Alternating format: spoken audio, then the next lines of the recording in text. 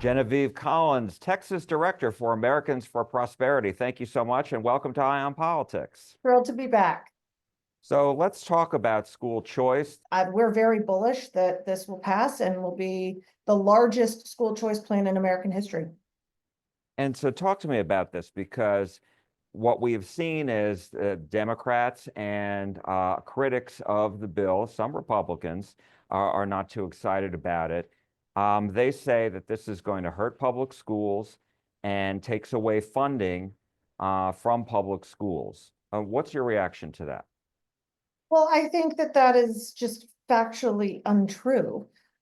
You've got HB2, which is the bill that adds putting another $8 billion into public education, bringing bringing K-12 funding all the way up to $100 billion that the state is paying for. It will increase the student allotment. So there is, and the funding for public schools is completely separate from the funding that's going to come to pay for school choice programming. So these are two separate funding mechanisms. In addition, the data just proves from other states that it's not true that public schools get less. If public schools are producing great outcomes and are having great academic students and have rigor, parents aren't going to be leaving those systems. And so public schools have nothing to worry about. We want to make sure that students who are students with disabilities and students in low-income families, if they need another option or if they need a different school to better suit their needs, they now have a mechanism through school choice and education savings accounts to do that. And one of the things that critics say, because that is written in this proposed change now to the Senate bill, is that the House version, anyway, that there are going to be limits. For the first year, they want 80% low income and students with disabilities, 20% limited to those who are not. And the critics say they doubt that that's going to happen. So talk to me a little bit about that. And that provision goes away after the first year. So talk to me a little bit about that. Well, at Americans for Prosperity, we think that there needs to be a prioritization. And we really like that the House bill does prioritize students with disabilities and students with in low-income families to get the first eligibility for this program. We think that that's the right approach. Rich families already have school choice. They don't need this legislation, but we want to make sure that low-income families and middle-income families have access if they so choose to opt into this program. I think that that's the right approach. It certainly seems the most rational approach.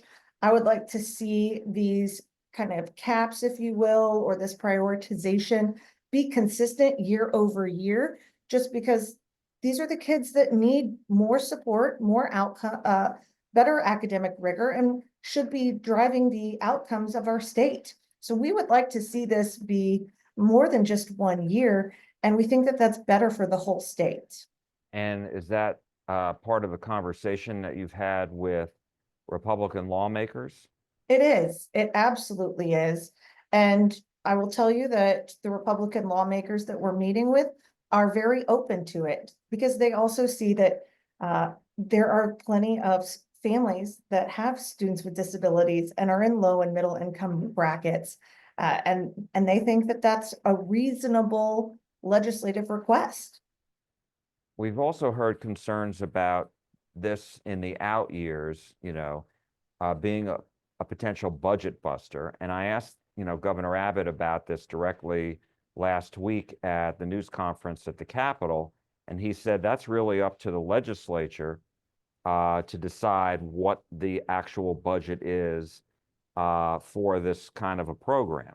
Because the Legislative Budget Board had said they estimate by the year 2030, this annual cost could be about $4 billion, perhaps $8 billion when you look at the biennium. So what's your thought on this? Well, overall, we're spending a gazillion dollars on public education, and we don't have good outcomes to show for our spend. regardless of which side of this argument you're on. And I think that we need to make sure that we're being fiscally responsible while also making sure that we're having better increased student outcomes tied to what's happening in public education. If we're spending $100 billion, the state's picking up that tab for K-12, that doesn't leave a lot of extra money for a lot of other programs that the state needs to also invest in. So we need to look, and this is not an attack on K-12 by any means. We're for public, private, charter, micro school, everyone in between. But for the school choice program, I anticipate that it will grow. More families are going to want access to this type of programming. And we've seen in other states that it's not a budget buster. Florida has been instituting this school choice policy for over 20 years, and they also have the best educational outcomes. We should be really focused on making sure that our money is producing the best educational outcomes for students, and really focusing on what that looks like versus just talking about where the funding goes in a building.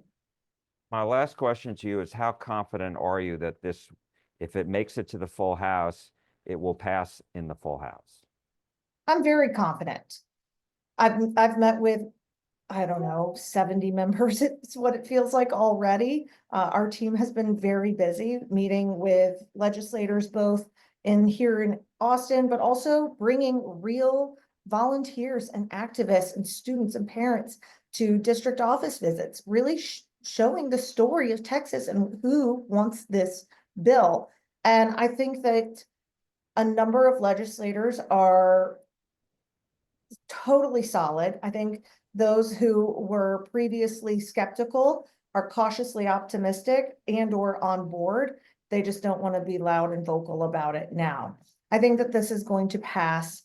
There's been a lot of consistent messaging and a lot of consistent conversations that I have been having with members. So I'm very positive that this is actually going to happen, and it'll be a great thing for Texas. Genevieve Collins, Texas Director for Americans for Prosperity. Thank you so much. We appreciate it. Sure thing.